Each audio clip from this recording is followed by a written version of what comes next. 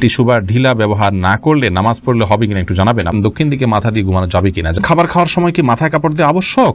ফরজ গোসল কারণবশত বিলম্বে করলে কোনো গুনাহ হবে কিনা? 4 রাকাত বিশিষ্ট নামাজের প্রথম বৈঠকে তাশাহুদের পর দুরূদ পড়ে ফেললে করণীয় কি? বাথরুমে উলঙ্গ হয়ে গোসল করা যাবে কিনা? ওযু ছাড়া হাদিস শরীফ পড়া যাবে কিনা? জুমার দিন অনেকের মৃত্যু ব্যক্তির দোয়া করার জন্য মিষ্টি নিয়ে আসে, সেটা খাওয়া যায় কিনা? কেউ সফরে আছেন কিন্তু সফরের নিয়মে কসর না পড়ে নরমালি নামাজ পড়লে তার নামাজ হবে কিনা? টাকুর নিচে জুব্বা পরা কি জায়েজ আছে? স্বামী স্ত্রী একত্রে নামাজ পড়ার সময় স্ত্রীকে একামত দিবে? মহারণা না দিয়ে স্ত্রীর কাছ থেকে মাপ চেয়ে নেওয়া যাবে কি? মোবাইলে অশ্লীল ছবি বা ভিডিও নিয়ে নামাজ পড়লে কি নামাজ কবুল হবে? মেহেদী হাসান আপনি লিখেছেন, কেউ সফরে আছেন কিন্তু সফরের নিয়মে কসর না পড়ে নরমালি নামাজ পড়লে তার নামাজ হবে কিনা? নামাজ তো হয়ে যাবে, কিন্তু এই কাজটি করা উচিত নয়। সফরের যে আল্লাহ তাআলা ছাড় দিয়ে ছাড় গ্রহণ করতে হবে, ইচ্ছাকৃত এরকম করা উচিত নয়, জায়েজ নাই। এমদাদুল হক আপনি লিখেছেন, পিতা যদি হারামভাবে ইনকাম করে ইনকাম কি পরিহার অন্যদের জন্য হারাম হবে? যার নিজস্ব ইনকাম করার সুযোগ আছে তিনি তার উপার্জন নির্ভর করবেন, হারাম উপার্জনের উপর নির্ভর করবেন না। যদি অন্য কোনো উপার্জন না থাকে তাহলে সেক্ষেত্রে বিকল্প হিসাবে ছোট শিশু আছে, নিরুপায় আছে, আপনি আপনার জন্য এটা জায়েজ হবে। শহীদুল ইসলাম লিখেছেন, জুমার দিন অনেকের মৃত্যু ব্যক্তির দোয়া করার জন্য মিষ্টি নিয়ে আসে, সেটা খাওয়া যায় কিনা? মিষ্টি খাওয়াতে কোনো অসুবিধা নেই, তবে দোয়া করার পর মানুষকে মিষ্টি খাওয়ানো এটা আসলে কোন হাদিস নির্দিষ্ট কোনো বিষয় নয়। এমনি দোয়া করলাম, আমরা দোয়া চাইলাম, কেউ দোয়া করলো, এটা ভিন্ন কথা। কিন্তু দোয়া করার পর তাকে মিষ্টি দেয়া এটা আমাদের দেশীয় কালচার, এবং এটা অনেকটা দোয়ার বিনিময় কেন জানি মনে হচ্ছে। মৃত ব্যক্তির জন্য দোয়া করার পর পয়সা নেওয়াও জায়েজ নাই, কোনো বিনিময় নেওয়া জায়েজ নাই। এটা বিনিময় আপনি না বললেও যে ঠিক আছে উপস্থিত মানুষদের জন্য হাদিয়া, সেই হিসাবে এটা খাওয়া জায়েজ আছে, যে কেউ দোয়া করুক বা না করে মসজিদে যারা আছে সবাইকে খাবার দিলাম, সবাইকে একটু মিষ্টি খাওয়ালাম যাতে মৃত ব্যক্তির সওয়াব পায়, সেই উদ্দেশ্যে তিনি করলে এটা গুনাহ হবে না সন্দেহাতীতভাবে। সেই জন্য বললাম এটা খাওয়া জায়েজ আছে, বাট দোয়া করেছেন তার জন্য মিষ্টি এরকম যেন না হয়। বিষয়টা, এই কালচারটা একটা পরিবর্তন আমাদের আসা উচিত আসলে। বেলাল হোসেন জানতে চেয়েছেন, 4 রাকাত বিশিষ্ট নামাজের প্রথম বৈঠকে তাশাহুদের পর দুরূদ পড়ে ফেললে করণীয় কি? হানাফি মাযহাব অনুযায়ী আল্লাহুম্মা সাল্লি আলা মুহাম্মাদ এই পর্যন্ত পড়ে ফেললে আপনি সিজদা সাউ দিবেন। অন্যান্য অনেক উলামা ইকরাম অবশ্য বলেন যে না, এই কারণে সিজদা সাউ দিতে হবে না। বিশেষ করে আরবি স্কলাররা বলেন যে না, এই জন্য সিজদা সাউ দিতে হবে না। সৌদি আরব উলামা ইকরাম সহ অনেকেই বলেন। সাইফুল আপনি লিখেছেন, টাকুর নিচে জুব্বা পরা কি জায়েজ আছে? টাকুর নিচে জুব্বা পরা জায়েজ নয়। আপনারা অনেক সৌদিয়ানদেরকে দেখেন, তারা টাকুর নিচে জুব্বা পরে, মাথা টুপি পরে, আবার উপরে একটা আপনাদের শেখরা যেরকম রুমাল পরে এরকম একটা রুমালও পরে। তো এটা দেখে আপনারা হয়তো মনে করেন যে এই জুব্বা পরা বোধহয় জায়েজ আছে। না ভাই, মা আসফা মিনাল কাবাইনি মিনাল ইজারি ফিন্নার, নবী ইসলামের কোনো হাদিস আছে মা আসফা মিনাল কাবাইনি ফিন্নার, উপর দিক থেকে যে সমস্ত পোশাকগুলো যায়, সেটা লুঙ্গি হোক, জুব্বা হোক, এমনকি পায়জামাও যদি হয়, সেটা যেগুলো উপরে পড়ার, সেগুলো যদি টাকুর নিচে যায় সেটা হারাম হবে। আর যেগুলো থাকেই টাকুন থেকে নিচের অংশ, যেমন মোজা, সেটা জায়েজ হবে। বা মোজার সাথে যদি আপনার পাজামা বা প্যান্ট ওরকম অ্যাটাচ থাকে, ওরকম অনেকে ডিউটি পোশাক হিসাবে থাকে, সেগুলো থাকলে সেটা জায়েজ হবে। মোহাম্মদ ইসলাম রুবেল আপনি প্রশ্ন করছেন, বাথরুমে উলঙ্গ হয়ে গোসল করা যাবে কিনা? ভাই রুবেল, বাথরুমে উলঙ্গ হয়ে যদি কেউ গোসল করেন তাহলে তাতে কোনো বড় গুনাহ বা কবিরা গুনাহ হবে না, বড় কোনো পাপ হবে না। তবে এই কাজটি অনুত্তম এবং ভালো নয় আমাদের জন্য, জাস্ট এইটুকু আমরা বলতে পারি। কিন্তু আপনার এর কারণে কোনো বড় গুনাহ হয়ে যাবে ব্যাপারটি এরকম না। বিশেষ ওজরের কারণে যদি আপনার বিবস্ত্র হতে হয়, আপনার জন্য সেটা জায়েজ রয়েছে।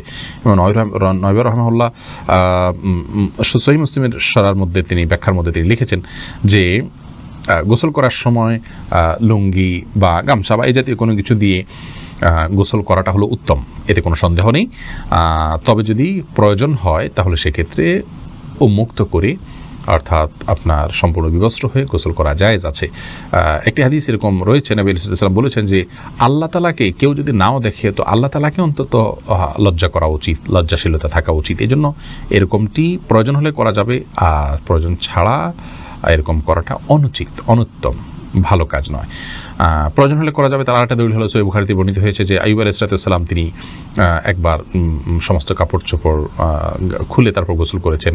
তারপরে মুসা আলাইহিস সালামের ব্যাপার আপনারা জানেন যে তিনি গোসল করতে নেমেছেন, পাথর তার কাপড় নিয়ে দৌড় দিয়েছে, তিনি তার পিছনে দৌড়াতে শুরু করেছেন। এগুলো সব বিশেষ কারণে এবং বিশেষ প্রেক্ষিতে, তাছাড়া এগুলো আগের শরিয়াত, সেগুলোর বিধান আমাদের জন্য হুবহু যে প্রযোজ্য তা নয়।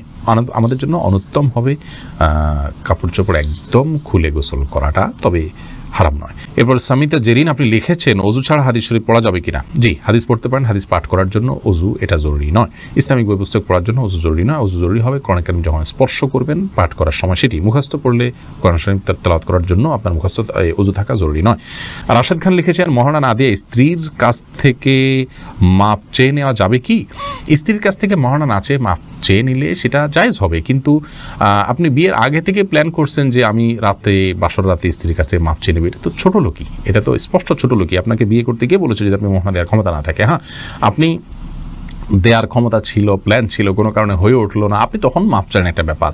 সন্দেহাতীতভাবে আপনার স্ত্রী যদি আপনাকে সন্তুষ্ট চিত্তে মাফ করে দেন তাহলে মাফ হয়ে যাবে। সূরা নিসা 24 নম্বর আয়াতে আল্লাহ বলেছেন ওয়ালা জুনাহা আলাইকুম ফিমা তারাদাইতুম বিহি মিন বাদিল ফরিদা, অর্থাৎ নির্দিষ্ট মহর ধার্য করার পর তোমরা যেটা উপরে সন্তুষ্ট হবে উভয় পক্ষ, সেটাতে কোনো অসুবিধা নেই। কোরআন কারীমে অন্য আয়াতে আল্লাহ তাআলা আরও বলেছেন যে তোমাদের স্ত্রী যদি তোমাদেরকে কোনো ছাড় দেন মহর ব্যাপারে তাহলে সেক্ষেত্রে ফাকুলুহু হানিআম মারিআ, তাহলে সেই ছাড় তোমরা গ্রহণ করতে পারো। কিন্তু আমার জানা নাই যে কোনো সাহাবী মহর ধার্য হওয়ার পরে স্ত্রীর কাছে মাপ চাইছেন যে আমাকে মাফ করে দাও, এটা আমাদের কাপুরুষতা। এখন আসলে পৃথিবীতে ভাবের অভাব, ধরার সময় 10 লাখ 20 লাখ ধরি ভাবের জন্য, কিন্তু এরপরে মাপ চাই আমরা তলে তলে, এটা উচিত নয়, এটা কাপুরুষতা, এবং আগে থেকে সেজন্য আমাদের প্ল্যান থাকা উচিত। বাকি মৌলিকভাবে যদি স্ত্রীর কাছে আপনি মাপ চান, তিনি যদি মন থেকেই মাফ করে দেন আপনার মাফ হয়ে যাবে ইনশাআল্লাহ। স্বামী স্ত্রী একত্রে নামাজ পড়ার সময় স্ত্রীকে একামত দিবে না। স্বামী স্ত্রী একত্রে যদি জামাতের সাথে সালাত আদায় করেন তাহলে সেক্ষেত্রে স্বামী নিজে একামত দিবেন, তিনি নিজেই ইমামতি করবেন, স্ত্রী একামত দিবেন, স্বামী ইমামতি করবেন, ব্যাপারটা কিন্তু সেরকম নয়। আব্দুল মতিন আপনি লিখেছেন মোবাইলে অশ্লীল ছবি বা ভিডিও নিয়ে নামাজ পড়লে কি নামাজ কবুল হবে? নামাজ কবুল হয়ে যাবে, কিন্তু মোবাইলে ছবি, অশ্লীল বা হারাম কোনো কিছু নিয়ে যদি আপনি সালাত আদায় করেন তাহলে সেক্ষেত্রে আপনি আল্লাহ রাব্বুল আলামিনের সামনে দাঁড়াচ্ছেন, সে অবস্থায় আপনার যে মন মানসিকতা থাকা উচিত সেটি হচ্ছে না। আর এই অশ্লীল কোনো কিছু আপনার মোবাইলে যদি থাকে, খারাপ কোনো কিছু যদি থাকে, তাহলে সেটা সালাতরত অবস্থায় থাকলে সেটা যেরকম অপরাধ, ঠিক একইভাবে সালাতের বাইরেও সেটা থাকাটা আপনার জন্য অপরাধ। বিধায় এর কারণে সালাতে কোনো প্রকার ব্যাঘাত হবে না। সালাতে যদি আপনি মনোযোগ দিয়ে সালাতের যে অন্যান্য শর্ত আছে সেগুলো আপনি পূরণ করে সালাত আদায় করেন তাহলে সালাত তো হয়ে যাবে, বাট এই হারামটা আলাদা একটা আপনার জন্য ক্ষতিকর, আপনার সালাতের মধ্যে মনোযোগ নষ্ট হতে পারে, সেজন্য মোবাইল থেকে হারাম জিনিস এমনিতে সরিয়ে ফেলা উচিত, তবে সালাতের এটার কারণে কোনো ক্ষতি হবে না। জুলকারনাইন আপনি লিখেছেন ফরজ গোসল কারণবশত বিলম্বে করলে কোনো গুনাহ হবে কিনা? গোসল বিলম্ব করলে কোনো গুনাহ হবে না, তবে ফরজ গোসল যদি আপনি দেরিতে করতে চান পরবর্তী ফরজ নামাজের আগে আগে আপনাকে করে ফেলতে হবে। আর মাঝে যদি অন্য কাজ করতে চান, রাতে গোসল ফরজ হয়েছে, আপনি ফজরের নামাজের আগ মুহূর্তে গোসল করবেন, তাহলে মাঝে অন্য কাজের জন্য এমনকি ঘুমানোর জন্য ওযু করে ঘুমানোটা হলো সুন্নাহ, নবী সাল্লাল্লাহু আলাইহি ওয়াসাল্লাম এটি করতেন, এটি করা ভালো।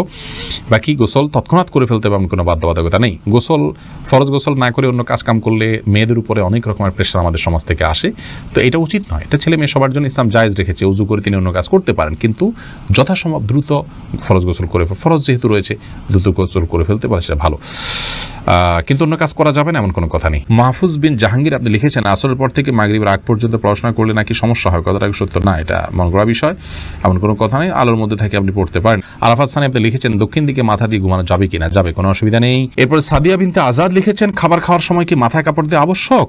না বোন, খাবার খাওয়ার সময় আমরা মাথায় কাপড় দিতে বাধ্য নই, কারণ হাদিস আমাদেরকে এরকম নির্দেশ দেয় না যে ছেলে হোক মেয়ে হোক নারী হোক পুরুষ হোক খাবার সময় আমাদেরকে টুপি দিতে হবে। অনেকে দেখা যায় খেতে বসলে টুপিটা তালাশ করে, আমার টুপিটা দাও আমি খেতে বসবো, অনেকে মনে করেন মাথায় কাপড় দিয়ে তারপরে খেতে হয় না, এমন কোনো বাধ্যবাধকতা নেই। খাওয়ার সময় আপনার মাথা খালিও থাকতে পারে, ঢেকেও আপনি খেতে পারেন, এ বিষয়ে কোনো বিশেষ নিষেধাজ্ঞা নেই।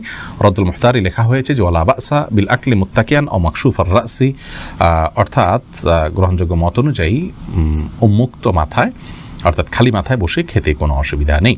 এমনি শাকিল ইসলাম লিখেছেন টিস্যু বা ঢিলা ব্যবহার না করলে নামাজ পড়লে হবে কিনা একটু জানাবেন। আপনি যদি পবিত্রতা অর্জন করেন পানি দিয়ে এবং ভালোভাবে করেন, আপনি নিশ্চিত হন যে আর পেশাব বের হয়নি, তাহলে সেক্ষেত্রে আপনার নামাজ হয়ে যাবে। আপনার পবিত্রতাটা নিশ্চিত করাটা হলো মূল বিষয়।